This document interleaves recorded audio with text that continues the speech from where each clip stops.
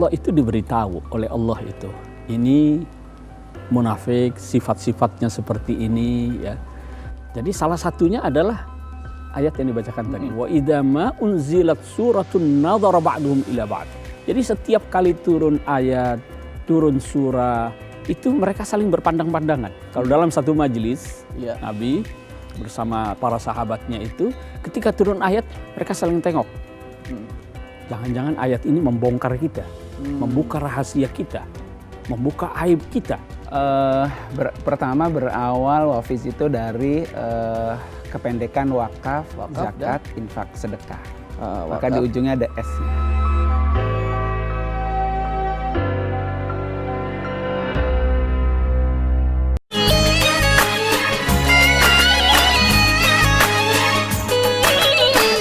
Dan tentunya beliau juga pimpinan Wafiz. Nah, ini nanti kita perlu jelaskan.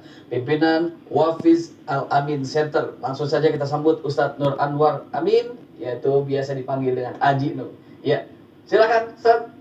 Assalamualaikum. Waalaikumsalam warahmatullahi wabarakatuh. Waalaikumsalam Ustaz. Apa kabar Ustadz? Silakan duduk. Ini saya kan biasa dengan sebutan Aji Nung nih. Jadi manggilnya gimana nih? Aji Nung aja. Aji Nung ya. Iya biar nggak asing gitu. Betul. Ya kan, harus dari kalangan sendiri tadi disampaikan. Kalau asing manggilnya kita harus berbeda lagi tentunya. Nah, sehat Aji Nung? Sehat, alhamdulillah. Aji Nung. Walaupun situasinya harus ketemu dengan COVID setiap hari. Iya. Tapi sehat, alhamdulillah. Alhamdulillah. Baik, ini kan Ustadz Aji Nung ini pimpinan Wafiz S. Ya. Al-Amin Center. Apa ini? Pertama berawal wafiz itu dari kependekan wakaf, zakat, infak, sedekah. Maka di ujungnya ada S-nya. Oh, wakaf, zakat, wafiz. Wafiz S. Wakaf, zakat, infak, sedekah. Infak, sedekah. Ini Z-nya di mana nih? Zakat. Zakat nggak maksudnya wafiz. Wakaf, infak, zakat, infak, zakat, sedekah. Oh, Z-nya di akhir. Iya. Baik, alhamdulillah. Ya. Biasa, saya suka gituin dulu. Berarti ini udah lama ya? Kalau secara akta notaris tahun 2017. Akta notaris. Cuma kalau launching programnya 1 tahun yang lalu. Yaitu tanggal 1 Mei 2018. Berarti ini mengelola zakat infak di antaranya. Di dalamnya. Walaupun kalau di akta notaris Menhunkamnya itu ada beberapa item lain masuk di dalamnya. Karena kan namanya yayasan biasanya lengkap. Ada wakafnya, kemudian ada juga pendidikannya, ada juga badan usahanya, ada juga biro haji dan umrohnya gitu. Kalau dalam akta notaris itu kan lengkap. Iya. Banyak lah ya. Alhamdulillah. Yang dikerjakan dan ada mastalinnya, ada podcast media dakwahnya. Karena kan zaman sekarang sesuai dengan itu Pak Ustadz ya. Amanah MUI sertifikasi bahwa seorang ustaz, seorang kiai itu memang harus mengisi konten-konten yang di YouTube. Baik. Alhamdulillah. Nanti kita perlu tanya lagi nih kegiatan-kegiatan lainnya, dan juga akan kita bahas mengenai tema kita, yaitu merindu baginda Nabi Muhammad SAW. Jangan kemana-mana, nanti akan kita lanjutkan kembali. Selami mutiara hati. Ini kan di sini ada kata Al-Amin ya. Al-Amin Center. Ini kan boleh dibilang adalah julukan buat Rasul. Seperti itu. Bagaimana tuh kaitannya dengan apa yang Ustadz jalankan dengan julukan Rasul Al-Amin? Seperti apa tuh? Yang pertama bahwa ketika pertama kali mau buat yayasan Wafiz ini, pengennya sih Wafiz Center, gitu kan. Ketika masuk ke Menhunkamnya, kartu notaris, sekarang ini aturannya undang-undangnya harus 3 kata. Tiga kata. Jadi kalau kita membuat yayasan, undang-undangnya itu harus 3 kata. Nah, ketika mau cari kata apa gitu, bingung kan. Sempat ada Wafiz Cendekia Center, Wafiz Mandiri Center gitu, sempat beberapa kali gitu kan. Akhirnya karena bahwa Wafiz ini tadi kepanjangan dari wakaf infak zakat sebuah amanah, ya kan, sebuah titipan, dan harus orang yang al-amin yang bisa menerima itu.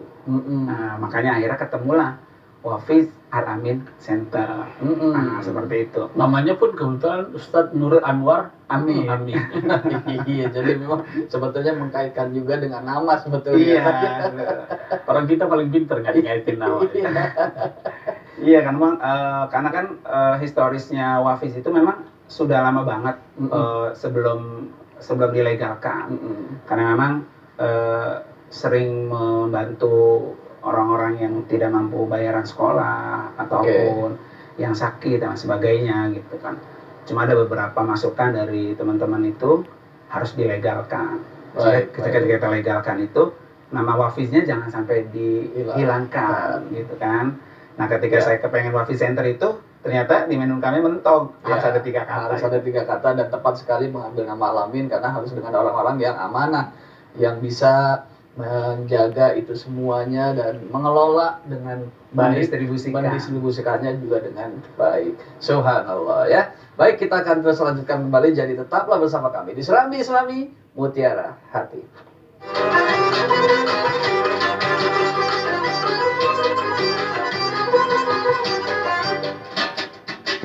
Seseorang yang luar biasa dalam kehidupan kita, yaitu baginda Nabi besar Muhammad SAW.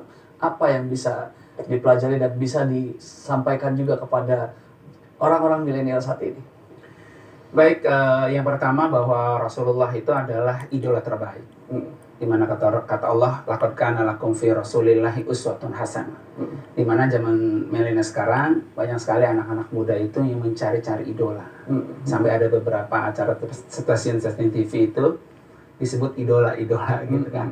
Padahal idolanya umat muslim atau idolanya kita itu sebagai orang yang beragama Islam, yaitu sudah ada sejak Quran itu diturunkan, yaitu Rasulullah SAW.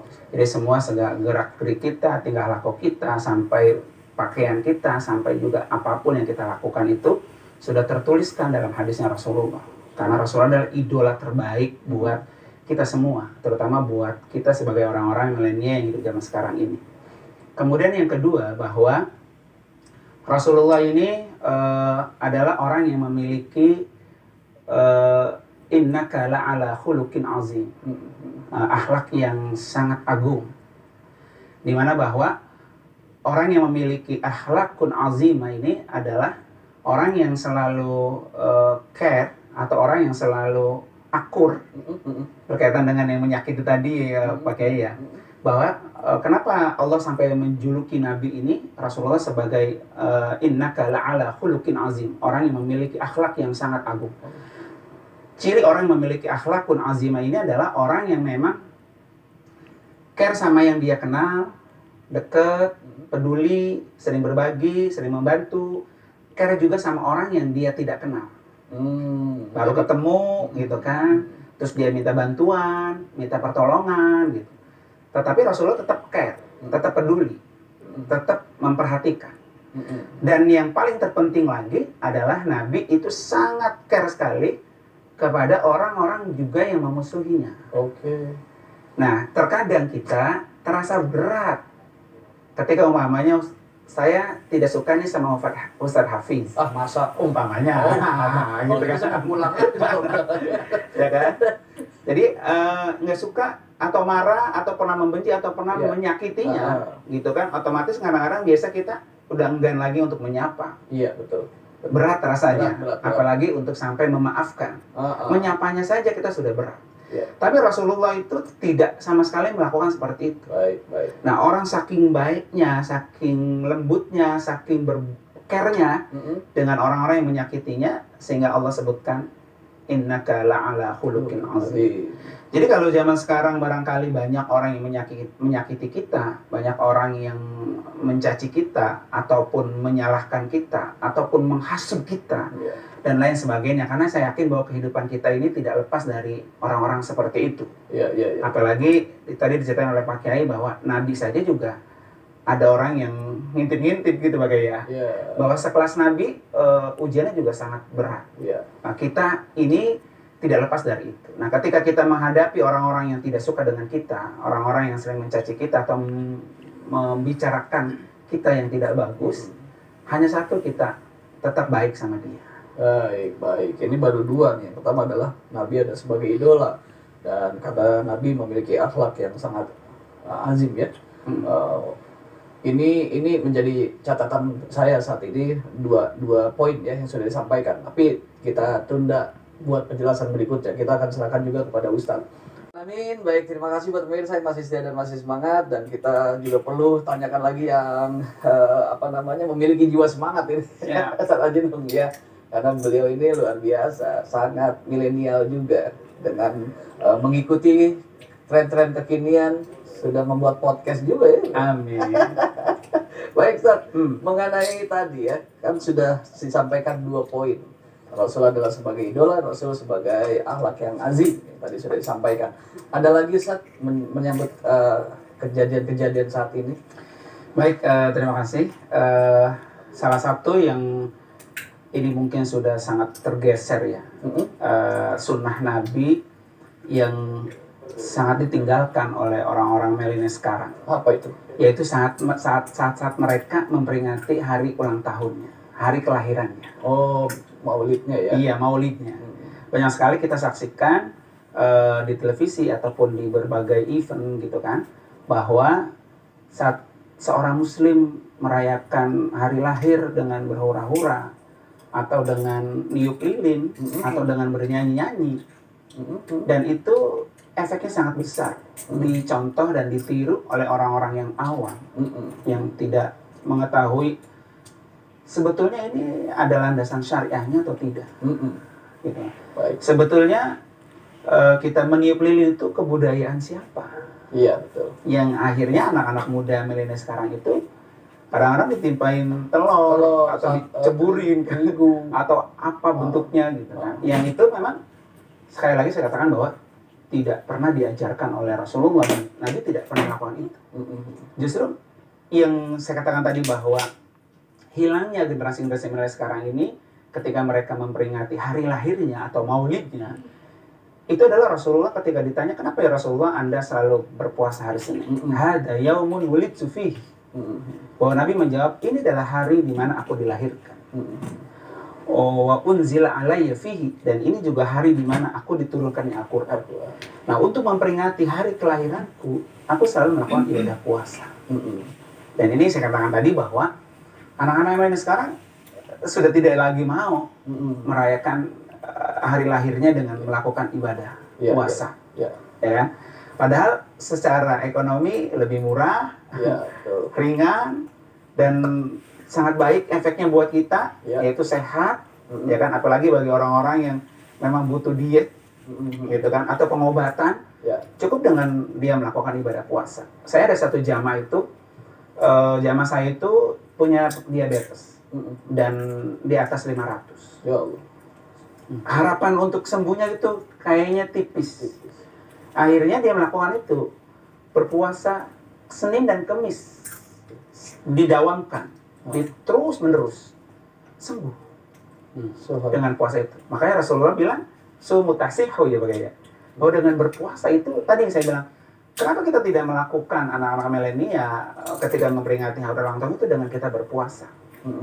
Supaya memang tadi pertama lebih ringan biayanya, atau yang lebih utama lagi dari ittiba'ur Rasul, mengikuti apa yang Rasulullah ajarkan. Nah, terus yang kita sehat buat kita. Nah, termasuk juga bukan hanya hari Senin, Rasulullah juga mendawamkan hari Kamis, ya kan, sebagai hari di mana bahwa tu'radul a'mal, dilaporkannya amal kita selama 1 pekan itu ke hadapan Allah dengan malaikat Raqib dan Atid yang mencatat aktivitas kita sehari-hari. Dilaporkan oleh malaikat itu apa yang dilakukan kita itu di hari Kamis itu. Makanya Rasulullah tuh sangat suka sekali ibadah puasa Kamis itu, karena saya tuh Rasulullah tuh sangat senang ketika dilaporkan dalam keadaan berpuasa. Nah, ini barangkali yang sudah sangat menipis ya, tradisi budaya-budaya yang Rasulullah sudah ajarkan. Dan ini bagi kaum milenial itu Ya. sudah ditinggalkan. Tapi kan begini deh Sat ya, cara orang ini berbeda-beda gitu ya untuk mengapresiasi kerinduannya, mengapresiasi kecintaannya kepada Nabi. Kemudian mereka juga berpandangan ada beberapa ulama yang mengajarkan juga, misalnya bahwasanya dengan peringatan Maulid dia membuat sebuah agenda tabligh, membuat agenda pengajian, dan juga ada yang memang sebagian ulama tidak melakukan itu, tapi hanya melakukan tadi yang sudah disampaikan. Bagaimana sikap kepada orang-orang yang memang memiliki perbedaan dalam mengapresiasi kecintaannya? Iya. Itu kan ibarat kita jahit baju, polanya. Ya kan? Ketika nanti polanya sudah ada, polanya sudah tahu seperti ini, tinggal aksesorisnya. Ya. Ya kan? Kita mau model seperti apa baju yang kita buat. Nah, ketika ada orang merayakan, memperingati Maulid Nabi itu di luar dari menjalankan ibadah puasa atau dengan zikrullah, ya, dengan membacakan kisahnya, itu bagian dari hal-hal yang positif. Jadi bukan hanya puasa, tetapi juga hal-hal yang positif sejenis puasa, gitu ya. Puasa itu kan positif. Ya. Tapi hal-hal yang positif, membaca Al-Quran, membaca kisah Nabi, zikrullah atau tausiah. Saya kira barangkali tausiah itu tidak hanya berkaitan dengan Maulid Nabi, tapi tausiah itu watawasau bil haqq. Kita secara perorangan pun itu harus memberikan nasihat. Nah, saya kira seperti itu.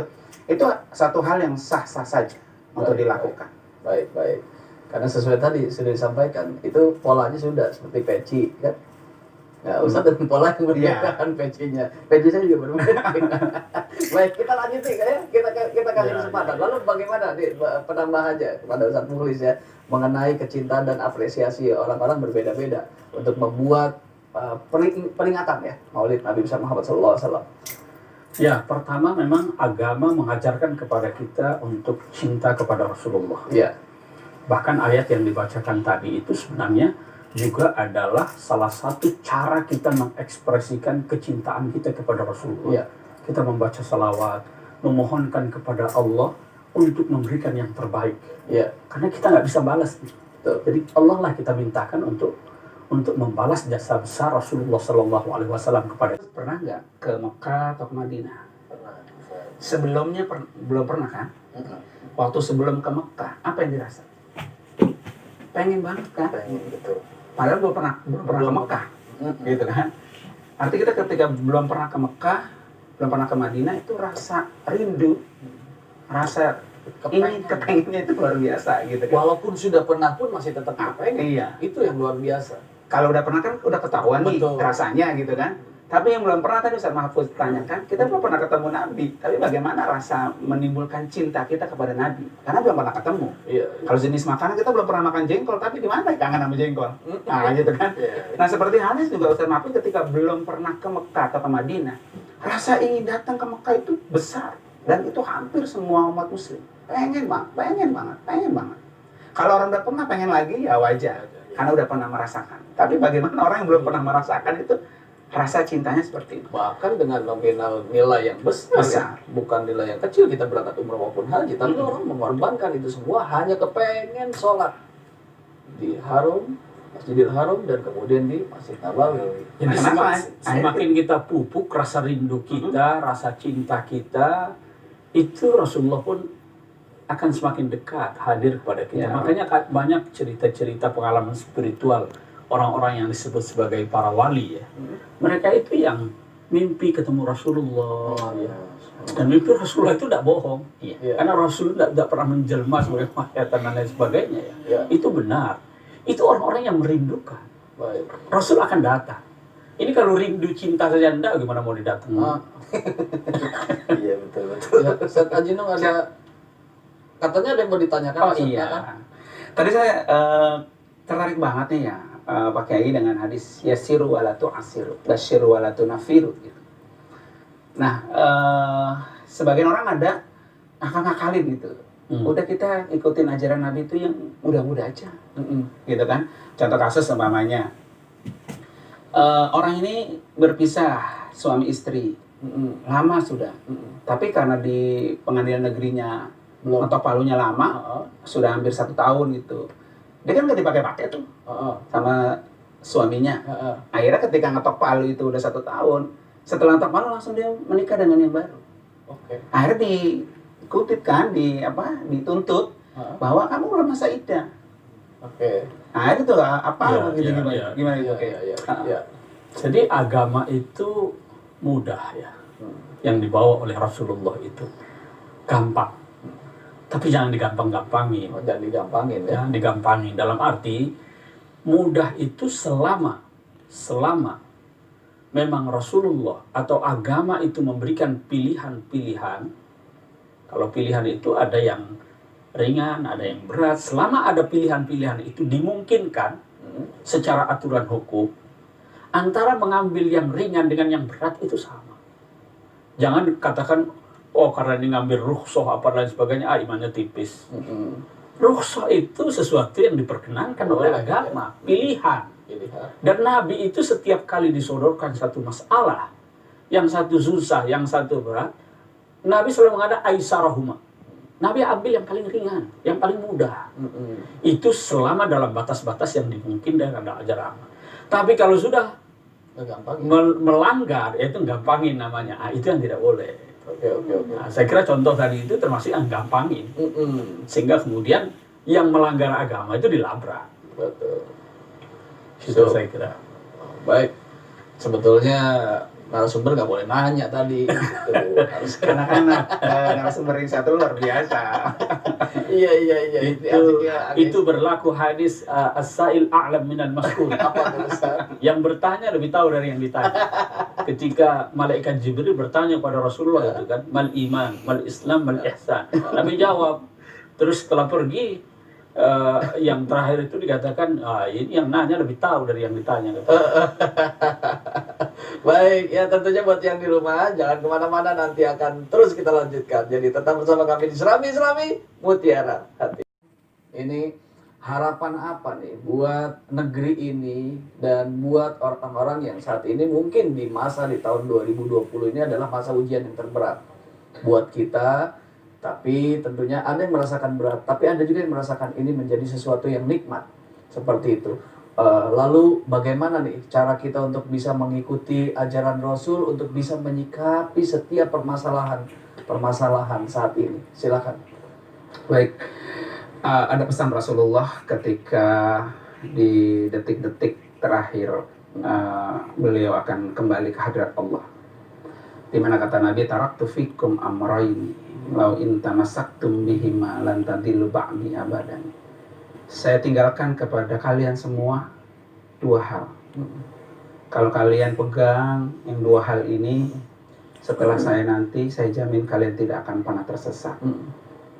Jadi kalau kita ingin semuanya lancar, semuanya mendapatkan petunjuk dari Allah, semuanya tidak ada kendala apapun, maka kembalilah segera kepada kitab Allah wa sunnata Rasulillah.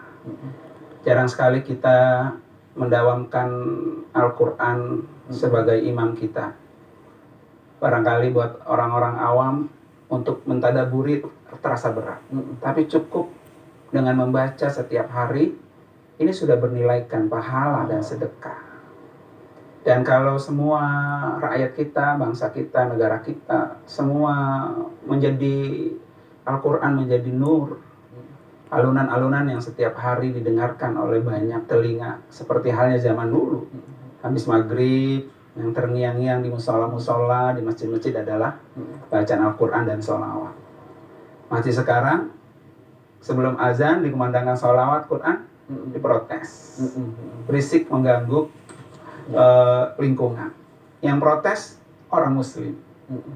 Nah ini juga kan, artinya orang Muslim sudah sangat jauh dengan Al-Quran dan Sunnah Rasulullah. Kalau semuanya dijalankan dengan sempurna, dengan baik, maka kata Allah, udhulu fisil mikafah. Totalitaslah ketika kita memang menjadikan agama Islam sebagai agama kita. Karena semuanya yang Allah turunkan, semuanya yang Nabi tuliskan dalam hadisnya itu adalah cintanya Allah, cintanya Nabi kepada kita. Supaya kita selamat.